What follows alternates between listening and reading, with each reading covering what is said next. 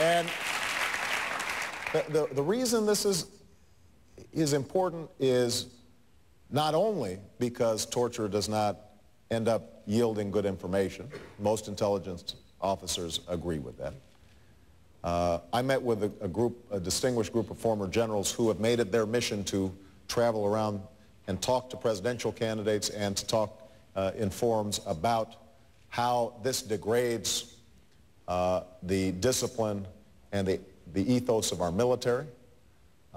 It is very hard for us when kids, 19, 20, 21, 22 are in Iraq having to make difficult decisions, life or death decisions every day, and are being asked essentially to restrain themselves and operate within the law. And then to find out that our own government is not abiding by these same laws that we are asking them to defend, that is not acceptable. And so my position is going to be absolutely clear. And it is also important for our long-term security to send a message to the world that we will lead not just with our military might, but we are going to lead with our values and our ideals. That we are not a nation that gives away our civil liberties simply because we're scared. And we're always at our worst when we're fearful. And one of the things that my religious faith allows me to do, hopefully, is not to operate out of fear. Fear is a bad counsel. And I want to operate out of hope and out of faith. We're almost out of time. I asked the same question of Senator Clinton, though, and it's that there are a lot of Americans who believe the conversation going on here tonight is not necessarily appropriate. They believe that religion has far too much influence in public life. What do you say to that? Well, what I've written in the past, I actually spoke at a Sojourners Forum 2 years ago on this precise issue. And I think that we've fallen into a false debate. On the one hand, there have been elements, many of them in my own party, in the Democratic Party, that believe that any influence of religion whatsoever in the public debate somehow is problematic or violates church and state. On the other hand, there have been those primarily in the other party, in the Republican Party, whose view has been that the separation between church and state shouldn't even be there. And I think both extremes are wrong.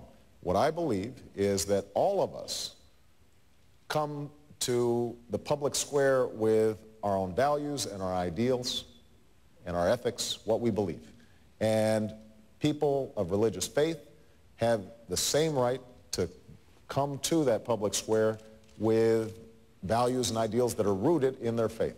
And they have the right to describe them in religious terms, which has been part of our history. As I said in some of my writings, imagine Dr. King, going up before, in front of the Lincoln Memorial and having to scrub all his religious references, or Abraham Lincoln in the second inaugural not being able to refer to God.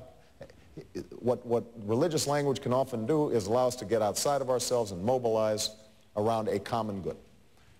On the other hand, what those of us of religious faith have to do when we're in the public square is to translate our language into a universal language that can appeal to everybody. And both Lincoln and King did this, and every great leader did it.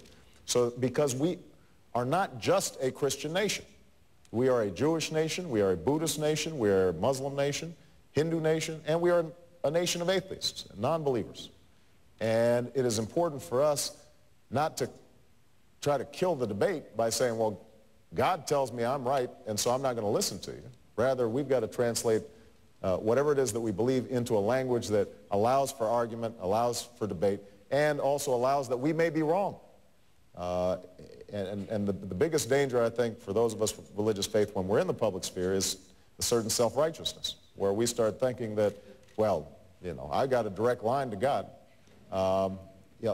That is incompatible with democracy. You may have a direct line to God, but that is not, the public square is not the place for us to empower ourselves in that way. Many more questions, I'm sure, but we have to end it there. We're out of time. Senator Barack Obama, thank you very much. Appreciate it. Pleasure.